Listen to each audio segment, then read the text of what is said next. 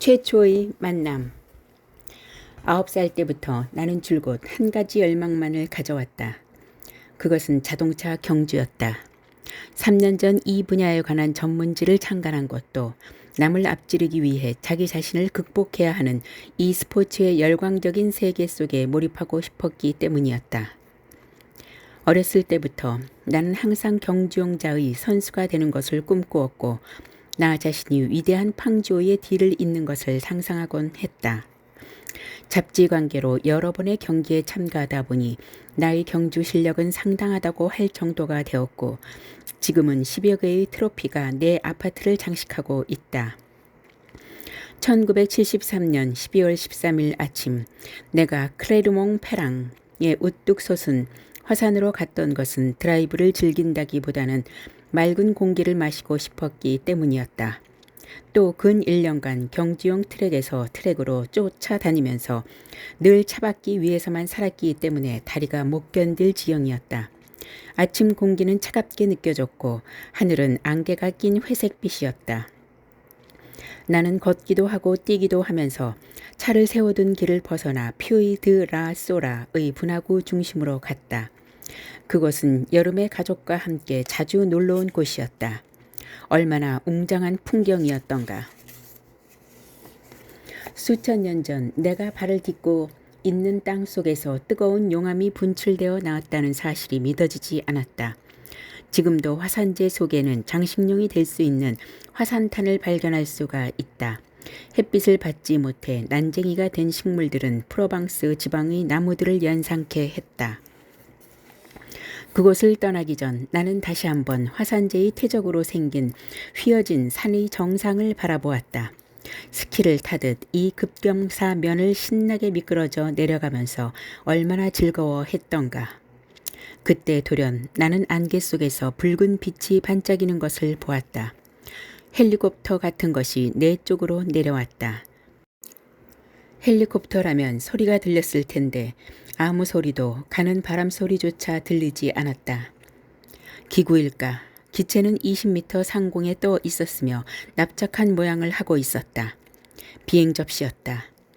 오래전부터 비행 접시가 존재한다고 믿어왔지만 나 자신이 직접 그것을 보게 되리라고는 꿈에도 생각하지 못했다. 그것은 직경 7m, 높이가 2.5m 정도 되는 밑바닥이 평평하고 위는 원추형 모양을 하고 있었다. 기체의 하부에는 아주 밝은 붉은 등이 번쩍이고 있었으며 정점에서는 마치 카메라 플래시와도 같은 흰 빛의 섬광이 간헐적으로 발산되고 있었다. 그 흰 빛은 너무 강렬하여 눈을 뜨고는 똑바로 바라볼 수 없을 정도였다. 기체는 소리 없이 하강하면서 지상으로부터 2m 되는 곳에 정지했다. 나는 화석이 된 듯 꼼짝도 않고 서 있었다. 무섭기는커녕 오히려 이제부터 일어날 일에 대한 흥분으로 가득 차 있었다. 카메라를 가져오지 않은 것이 몹시 후회스러웠다. 그때 믿을 수 없는 일이 일어났다. 기체 하부의 문이 열리면서 사닥다리 같은 것이 펼쳐져 땅에 닿았다. 누군가가 나오는 것 같았다.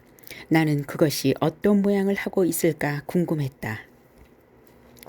먼저 2개의 발이 보였고 이어서 2 다리가 나타났다. 그것으로 미루어 보아 그가 인간과 비슷한 모습이라고 여겨졌다. 마침내 전신이 나타났을 때 나는 그가 어린이라고 생각했다. 그는 계단을 내려와서 곧장 내 쪽으로 걸어왔다. 그때 나는 그가 1m 20cm 정도의 키에도 불구하고 어린이가 아님을 알 수 있었다. 그의 눈은 약간 옆으로 길게 째져 있었고 길고 검은 머리와 짧고 검은 수염을 지니고 있었다. 그는 나로부터 10m쯤 되는 곳에서 발걸음을 멈추었다. 나는 여전히 그 자리에 꼼짝 않고 서 있었다. 그는 위아래가 붙은 녹색 옷을 입고 있었다. 그의 머리는 공기 중에 노출되어 있었으나 이상한 후광으로 둘러싸여 있는 듯 했다. 자세히 보니 후광이 아니라 얼굴 주변의 공기가 가볍게 떨리고 있는 것처럼 보였다. 거의 감지할 수 없는 고운 기포로 된 보이지 않는 막을 쓰고 있는 듯이 느껴졌다. 피부색은 흰색이었으나 간이 나쁜 사람처럼 약간 녹색 빛을 띠고 있었다. 그가 가볍게 미소를 지었다. 나는 그의 미소에 답해야 한다고 생각했으나 어색하게 느껴졌다. 그래서 답례하는 뜻으로 머리를 약간 숙였다. 그도 똑같이 머리를 숙이며 답했다. 그가 내 말을 알아듣는지 알아보기 위해 내 쪽에서 먼저 말을 걸었다. 어디서 오셨습니까? 그는 힘있는 목소리로 대답했는데 발음은 정확했고 약간 콧소리였다. 아주 먼 곳에서. 프랑스 말을 하십니까? 세계의 모든 나라 말을 하지요. 다른 행성에서 오셨습니까? 네. 얘기하는 동안 그는 내 앞으로 2미터 되는 곳까지 다가왔다. 지구에는 처음 오신 겁니까? 아니요. 그럼 자주 오십니까? 매우 자주 옵니다. 그래도 부족하지요. 무엇 때문에 오시나요? 오늘은 당신과 얘기하기 위해서입니다. 내게요? 네. 클로드 보리롱 씨. 스포츠카에 관한 작은 잡지 편집인으로 결혼을 했고 두 아이의 아버지이지요. 그걸 어떻게 알고 계십니까? 우리들은 오랫동안 당신을 관찰해 왔어요. 왜 하필 나를? 그것이 바로 내가 당신에게 이야기하고자 하는 것이지요. 그런데 이렇게 추운 겨울 아침에 왜 여기 왔지요? 모르겠어요. 그저 맑은 공기나 쐬며 산책하려고 했던 것 같습니다. 당신은 여기 자주 오나요? 여름에는 자주 옵니다. 하지만 지금 같은 겨울엔 오지 않습니다. 그런데 오늘은 왜 왔지요? 오래전부터 산책하려고 계획했나요? 아니요, 잘 모르겠어요. 오늘 아침 눈을 뜨니까 왠지 모르게 불현듯 여기 오고 싶었습니다. 당신이 여기 온 것은 내가 당신을 만나고 싶어 했기 때문입니다. 당신은 텔레파시를 믿습니까? 네, 그건 제가 항상 관심을 가지고 있는 문제일 뿐 아니라 비행 접시와 관련 있는 모든 것에 흥미를 갖고 있습니다. 하지만 제 자신이 그것을 직접 보리라고는 생각도 못했습니다. 좋아요. 나는 텔레파시로 당신을 여기에 불렀어요. 당신에게 얘기해야 할 많이 있습니다. 성서를 읽은 적이 있습니까? 당신에게 얘기해야 할 많이 있습니다. 성서를 읽은 적이 있습니까? 네, 그런데 그걸 왜 묻습니까? 성서를 읽게 된 것은 오래 전부터였나요? 아니요, 불과 며칠 전에 샀습니다. 왜지요? 모르겠습니다. 갑작스럽게 읽고 싶어졌다거나 할까? 그건 역시 내가 텔레파시로 당신에게 성서를 사게 했습니다. 당신에게 말해야 할 것이 많아요. 나는 매우 어려운 사명 때문에 당신을 선택했습니다. 나의 우주선으로 오세요. 거기가 얘기하는데 더 편할 것입니다. 나는 그를 따라 우주선 밑의 작은 계단을 올라갔다. 가까이서 보니 우주선은 견고하고 두툼한 바닥으로 이루어진 납작한 종 모양을 하고 있었다. 선내에는 팔 의자가 2개 마주보고 있었고 문을 닫지 않았는데도 기온이 따뜻했다. 전등은 보이지 않았으나 자연스러운 빛이 사방에서 흘러나왔다. 조정석이나 항공 계기반 같은 것은 어디에서도 찾아볼 수 없었다. 바닥은 약간 푸른 빛이 나는 빛나는 합금으로 되어 있었다. 내가 크고 낮은 약간 투명하고 색깔이 없는 단일 재료로 만들어진 매우 푹신한 의자에 앉아 그 우주인도 나의 맞은편에 앉았다. 그의 의자는 내 것과 같았지만 조금 작고 높아서 그의 얼굴이 내 얼굴과 같은 높이가 되게 했다. 그가 벽의 한 부분을 만지자 기체 전체가 바닥과 천장을 제외하고 투명해졌다. 우리는 따뜻한 야외에 앉아있는 듯한 느낌이 들었다. 그가 내게 코트를 벗으라고 권했고 나는 그렇게 했다. 이윽고 그가 말을 시작했다. 당신은 카메라를 가져오지 않은 것에 대해 매우 후회하고 있지요. 우리들의 의견에 대해 모든 사람들에게 제시할 수 있는 물적 증거로서 말입니다. 물론입니다. 잘 들으세요. 당신은 사람들에게 그들이 누구인지 그리고 우리가 누구인지에 대한 진실을 말해야 합니다. 사람들의 반응을 본 다음 우리 자신을 공식적으로 자유롭게 드러낼 수 있을지 어떨지를 판단해야 할 수 있을 것입니다. 사람들에게 말하기 전에 우선 당신 자신이 모든 것을 잘 알아야 하겠지요. 당신은 당신을 믿지 않는 사람들에 대해서 자신을 적절히 방어할 수 있어야 하며 그들이 반박할 수 없는 증거를 제시해야 합니다. 그러므로 지금부터 내가 이야기하는 모든 사실을 기록하여 책으로 출판하도록 하세요. 그런데 어째서 저를 선택하셨습니까? 이유는 많아요. 무엇보다도 우리는 새로운 생각을 받아들이고 표현할 수 있는 나라에서 태어난 사람을 택해야 했습니다. 프랑스는 민주주의가 태어난 나라이고 세계적으로 자유의 나라라는 이미지가 짙지요. 또 우리는 지성적이고 마음이 열린 사람이 필요했어요. 그리고 무엇보다도 종교를 부정하지 않으면서 자유로운 사고를 할 줄 아는 사람이라야 했습니다. 당신은 아버지가 유태인이고 카톨릭 교도인 어머니 사이에서 태어났기 때문에 세계 역사에 있어 매우 중요한 두 민족을 이어주는 데 적합한 인물이라고 생각했지요. 그 외에 당신의 경력이 믿기 어려운 사실을 밝히는 일과 전혀 무관하기 때문에 당신의 말은 더욱 신빙성 있게 들릴 것입니다. 과학자가 아니기 때문에 당신은 사물을 복잡하게 만들지 않고 간략하게 설명할 것입니다. 또 문학가가 아니기 때문에 문장을 복잡하고 난해하게 만드는 일도 없겠지요. 끝으로 우리들은 1945년 최초의 원자 폭탄이 투하된 이래 태어난 누군가를 선택하기로 했습니다. 당신은 1946년에 태어났지요. 우리들은 당신의 탄생 이후, 아니 그 이전부터 당신을 줄곧 지켜보고 있었어요. 이것이 당신을 선택하게 된 이유입니다. 다른 질문이 있습니까? 당신은 어디서 오셨습니까? 아주 먼 행성이지요.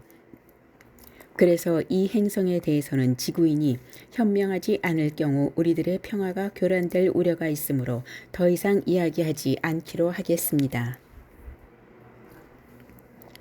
아주 먼 곳에 있습니까? 매우 멀지요. 거리를 말한다고 해도 당신들이 현재 과학기술적 지식으로는 도저히 도달할 수 없는 거리일 것입니다. 당신들은 자신을 무엇라고 부릅니까? 우리들도 당신들과 같은 인간입니다. 우리들이 사는 행성도 지구와 매우 비슷합니다. 지구로 오는 데는 얼마나 걸립니까? 생각하는 만큼 걸립니다. 왜 지구에 오십니까? 인간이 얼마나 성장했나 보고 또 그들을 지키기 위해서입니다. 인간에겐 미래가 있어요. 우리들은 과거의 인간이지요. 당신들도 인구가 많습니까? 당신들보다 훨씬 많아요.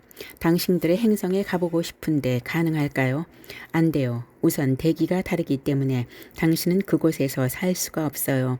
또 당신은 여행에 견딜 수 있을 만큼 충분히 준비되어 있지도 않고요. 그런데 왜 장소를 여기로 택하셨습니까?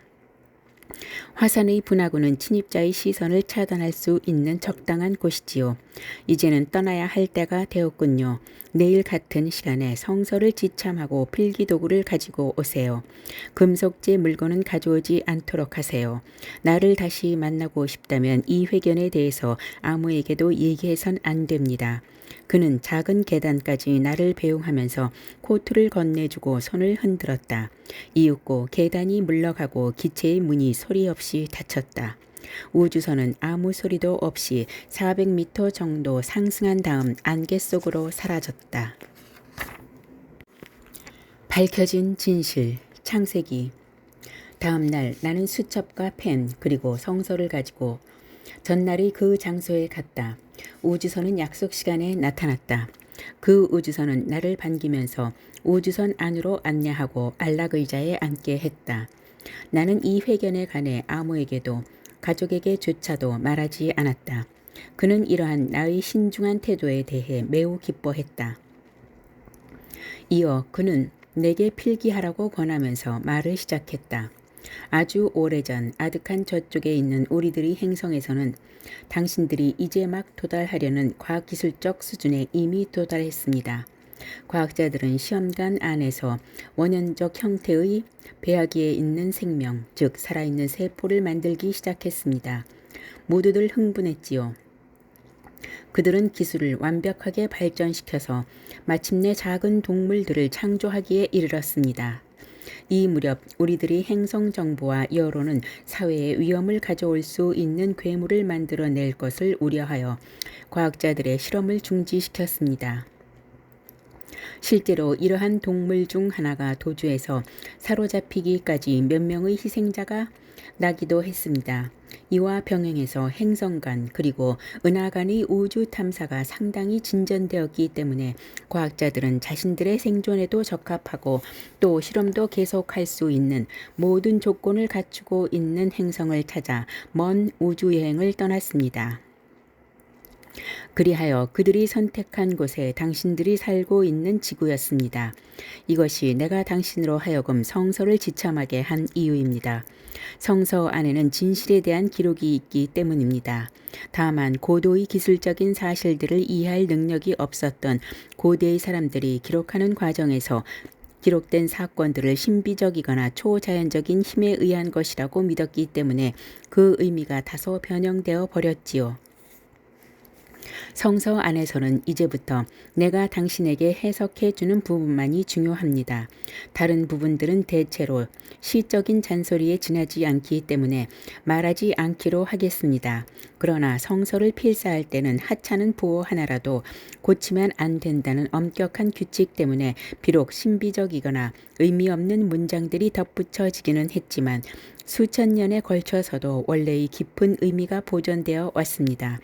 먼저 창세기 1장을 살펴봅시다. 태초에 엘로힘께서 하늘과 땅을 지어내셨다. 창세기 1장 1절.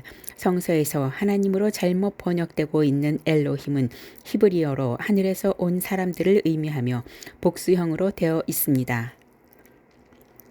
이 구절은 우리들이 세계로부터 온 과학자들이 그들의 연구를 실현시킬 수 있는 가장 적합한 행성을 찾았다는 것을 의미합니다. 지어내셨다는 본래 발견했다는 말로써 실제로 그들이 지구를 발견하고 대기의 조건이 자신들의 행성과는 같지 않았지만 인공적인 생명을 창조하는 데 필요한 모든 요소를 갖추고 있음을 확인했다는 뜻입니다. 그 물 위에 엘로힘의 기운이 휘돌고 있었다. 과학자들은 여기저기를 탐사하면서 당신들이 인공위성이라 부를 수 있는 것들을 지구 주위에 설치해서 지구의 조성과 대기를 조사했습니다. 지구는 당시 물과 농밀한 안개로 완전히 뒤덮여 있었습니다. 그 빛이 엘로힘 보시기에 좋았다. 지구상에 생명을 창조하기 위해서는 태양광선이 지표에 유해한가 어떤가를 알아야 했으며 이것은 세밀하게 조사되었습니다. 조사 결과 태양이 해로운 광선을 방사하지 않고 지구를 따뜻하게 한다는 사실을 알게 되었습니다. 그 빛은 좋았던 것입니다. 빛을 낮이라 어둠을 밤이라 부르셨다. 이렇게 첫날이 밤, 낮, 하루가 지났다. 이러한 조사는 매우 오랜 시간을 요했습니다. 하루는 당신들이 태양이 춘분날 황도대의 같은 지점에서 떠오르는 기간에 대응하는 것으로 지구상의 시간으로는 거의 2000년에 해당합니다. 엘로힘에게는 이렇게 창공을 만들어 창공 아래에 있는 물과 창공 위에 있는 물을 갈라 놓으셨다. 구름 위의 우주선에 대해 연구한 뒤 과학자들은 물 위에 떠 있는 구름 아래로 내려갔습니다. 위에 떠 있는 물인 구름과 아래에 있는 물인 대양이 지구 전체를 덮고 있었습니다. 엘로힘께서 하늘 아래에 있는 물이 한 곳으로 모여 마른 땅이 드러나거라 하시자 그대로 되었다. 대양의 해면을 조사한 후 그들은 바닷속 조사에 착수해서 수심이 별로 깊지 않고 어디서나 깊이가 일정하다는 사실을 알게 되었습니다.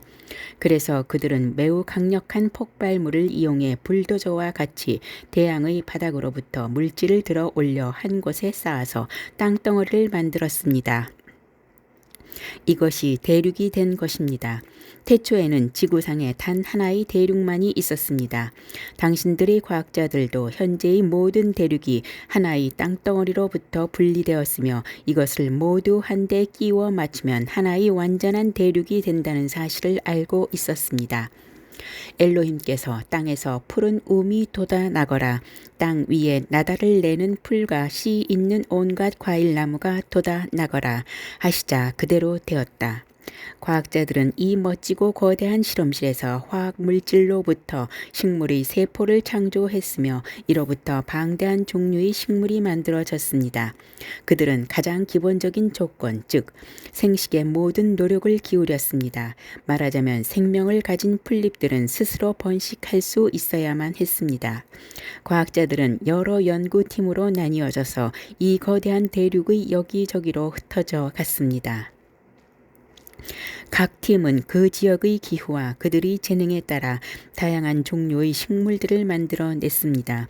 또한 그들은 정기적으로 회합을 열어 새로운 발견과 창조물들을 비교 검토했습니다. 멀리 있는 그들의 행성에서는 경탄과 열의로 그러한 일들을 지켜보았습니다. 후에 가장 뛰어난 예술가들이 과학자들 팀에 가담하면서 어떤 식물이든 그 모양이나 향기가 보다 완전한 아름다움을 갖출 수 있도록 했습니다. 엘로힘께서 하늘 창공에 빛나는 것들이 생겨 밤과 낮을 갈라놓고 절기와 나날과 해를 나타내는 표가 되어라. 또 하늘 창공에서 땅을 환히 비추어라 하시자 그대로 되었다. 별과 태양을 관찰함으로써 과학자들은 지구상의 하루와 한 달, 그리고 1년의 길이를 측정할 수 있었으며 이곳으로 그들 행성과는 시간 단위가 전혀 다른 이 지구상에서 생활을 해 나갈 수가 있었습니다. 또 천문학적인 관측에 의해서 그들은 지구의 위치를 정확히 알게 되어 지구를 보다 잘 이해할 수가 있었습니다. 엘로힘께서 바다에는 고기가 생겨 오글거리고 땅 위, 하늘 창공 아래에 새들이 생겨 날아다녀라 하시자 그대로 되었다. 다음으로 과학자들은 최초의 수소 동물을 창조했습니다. 처음에는 플랭크톤, 다음에는 작은 물고기, 이어 큰 물고기들이 생겨났습니다. 생태계의 균형을 유지하기 위해 그들은 작은 물고기들이 먹을 수 있는 미역 종류를 만들었으며 큰 물고기들은 작은 물고기들을 먹게끔 했습니다. 이렇게 함으로써 자연적인 균형이 이루어졌으며 한 종류가 다른 종류에게 먹힘으로써 완전히 멸망하는 일이 없도록 배려한 것입니다. 이러한 체계를 당신들은 생태학이라고 부르고 있지요. 과학자들은 성공을 거두었습니다. 그들은 자주 모임을 가졌고 가장 아름다운 동물이나 가장 흥미를 끄는 동물을 창조한 과학자들 팀을 선발하기 위해 대회를 개최하곤 했습니다. 물고기 다음으로 그들은 새들을 창조했습니다. 말할 나위도 없이 예술가들은 깃털을 온갖 요란한 색채로 꾸미거나 가장 놀라운 모습을 지닌 새들을 만들고 싶은 충동에 사로잡혔습니다. 새 중에는 성가실만큼 화려한 깃털 때문에 날지 못하는 새가 덜어 있는 것은 그런 연유에서이지요. 대회는 점점 번성해 갔습니다. 그리하여 모양과 색채뿐만 아니라 번식기 동안 행동의 변화를 주어 매 발견 때마다 매우 놀라운 구애의 춤을 추는 새들이 등장했습니다. 그러나 어떤 과학자들 팀은 끔찍한 괴물들을 만들어서 이전에 자신들이 행성에서 실험 금지를 요구했던 사람들의 주장이 옳았음을 증명하기도 했습니다. 용이라고 불려지는 것이 바로 그것입니다. 당신들은 그것들을 공룡 또는 뇌룡 등으로 부르고 있습니다. 엘로힘께서 땅은 온갖 동물을 내어라. 온갖 집짐승과 길짐승, 들짐승을 내어라 하시자 그대로 되었다. 바다와 하늘 다음으로 과학자들은 대지의 동물들을 창조했습니다. 땅 위에는 식물들이 무성하게 번식했기 때문에 이것을 먹이로 하는 초식 동물이 만들어졌습니다. 이들이 최초로 창조된 지상의 동물들입니다. 다음에는 초식 동물의 개체수를 평형화시키기 위해 육식 동물이 창조되었습니다. 또 같은 종 사이에도 균형을 유지시킬 필요가 있었지요. 이들 과학자들은 내가 살고 있는 행성에서 온 사람들입니다. 나도 지구상의 생명을 창조한 사람들 중의 하나입니다. 그 무렵 우리들 중 더욱 뛰어난 자들은 인공적으로 우리 자신과 닮은 인간을 창조하고자 했습니다. 각 팀은 작업에 들어갔고 곧 우리들은 창조물들을 비교할 수가 있었습니다. 그러나 우리 행성의 주민들은 우리들이 시험관 아기를 만들고 있는 것을 알고 경악했습니다. 그들은 창조된 인간이 언젠가 그들의 행성에 와서 위험을 초래하지 않을까 두려워했습니다. 만일 창조된 인간의 지능과 힘이 그들의 창조자를 능가한다면 그들은 분명 창조자들에게 위협적인 존재가 될 수도 있겠지요.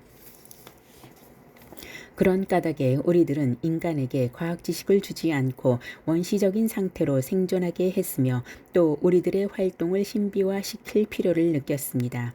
이 창조자들 팀이 몇 개 있었는가는 쉽게 알 수 있습니다. 각 인종은 각 창조자들 팀에 대응하니까요. 엘로힘께서는 우리 모습을 닮은 사람을 만들자. 그래서 바다의 고기와 공중의 새, 또 집짐승과 모든 들짐승, 땅 위를 기어다니는 모든 길짐승을 다스리게 하자 하시고 당신의 모습대로 사람을 지어 내셨다. 우리들의 모습대로 얼마나 닮았는지 당신은 지금 확인할 수 있겠지요. 그런데 우리들 쪽에서 몇 가지 문제가 생기기 시작했습니다. 다닐 대륙이었을 당시 그리스와 터키에 인접해 있던 현재 이스라엘로 알려진 지역의 연구팀은 뛰어난 창조자들로 구성된 아마 가장 우수한 과학자들 팀이라고 할 수 있었습니다. 그 땅의 동물들은 가장 아름다웠고 그 땅의 식물들은 가장 향기로웠습니다. 이 동산에 있는 나무 열매는 무엇이든지 마음대로 따먹어라. 그러나 선과 악을 알게 하는 나무 열매만은 따먹지 말아라. 이것은 다음과 같이 풀이할 수 있습니다. 너는 내가 원하는 모든 것을 배우고 우리들이 여기 가져온 책을 마음대로 읽어도 좋다. 그러나 죽고 싶지 않으면 과학책에는 손을 대지 말아라. 엘로힘께서는 들짐승과 공중의 새를 하나하나 진흙으로 빚어 만드시고 아담에게 데려다 주시고는 그가 무슨 이름을 붙이는가를 보고 계셨다. 인간은 먹을 것을 얻기 위해 그의 주변의 식물과 동물에 대해서 그 생활 양식과 획득 방법을 잘 알아둘 필요가 있었습니다. 창조자들은 그들에게 주위의 모든 생물의 이름과 그 생물들이 지닌 힘을 가르쳤습니다. 식물학과 동물학을 배우는 것은 창조자들을 위협하는 일이 아니었으니까요. 뛰어다니며 알고 싶어 하는 남녀 두 어린이에게 모든 일에 대해 열심히 가르쳐 주면서 이 과학자들 팀이 얼마나 즐거웠는가를 상상해 보세요. 뱀이 여자에게 말했다. 이 동산 한가운데에 있는 나무 열매만은 절대로 죽지 않는다. 그 나무 열매를 따먹기만 하면 너희의 눈이 밝아져서 엘로힘처럼 선과 악을 알게 될 줄을 엘로힘이 아시고 이 그룹의 과학자들 중 몇 명은 그들의 창조물인 어린 인간에게 깊은 애정을 느낀 나머지 무엇이든 가르쳐주고 싶어 했습니다. 그들은 아이들에게 완전히 지식을 주어서 그들 자신과 같은 과학자로 만들고 싶었습니다. 그래서 성인이 된 이들에게 과학을 배우면 창조자들과 똑같이 위대한 힘을 갖게 된다고 말했던 것입니다. 그러자 두 사람은 눈이 밝아져 자기들이 알몸이 된 것을 알았다. 그리하여 인간은 자기들도 창조자가 될 수 있음을 알았습니다. 그리고 그들의 아버지가 과학서적을 금하고 그들을 마치 실험실의 위험한 동물처럼 간주한 데 대해 원한을 갖게 되었습니다. 야훼 엘로힘께서 뱀에게 말씀하셨다. 내가 이런 일을 저질렀으니 온갖 집짐승과 들짐승 가운데서 저주를 받아 죽기까지 배로 기어다니며 흙을 먹어야 하니라. 아담과 이브에게 진실을 가르쳐주고 싶어한 뱀이라는 창조자들 중 작은 그룹은 행성 정부로부터 추방되어 지구에 남게 되었으며 반면 다른 창조자들은 실험을 중지하고 귀환하라는 명령을 받게 되었습니다. 야훼 엘로힘께서는 가죽옷을 만들어 아담과 그의 아내에게 입혀주셨다. 창조자들은 인간에게 원시적인 생존 수단을 주고 창조자들과 접촉 없이도 스스로 살아갈 수 있게 했습니다. 성서에서 다음의 문장은 원문의 의미가 가장 가깝게 보존되어 있습니다. 이제 이 사람이 우리들처럼 선과 악을 알게 되었으니 이제 이 사람이 과학을 알고 우리와 같은 자가 되었으니 손을 내밀어 생명나무 열매까지 따먹고 끊임없이 살게 되어서는 안 되겠다. 인간의 생명은 매우 짧지만 그것을 연장하는 과학적인 방법이 있습니다. 전 생애에 걸쳐서 연구를 계속하는 과학자는 깊은 지식과 지혜를 터득하고 연륜이 쌓이면서 흥미있는 발견을 계속하게 됩니다. 인간의 진보가 늦어진 것은 수명이 짧은 탓입니다.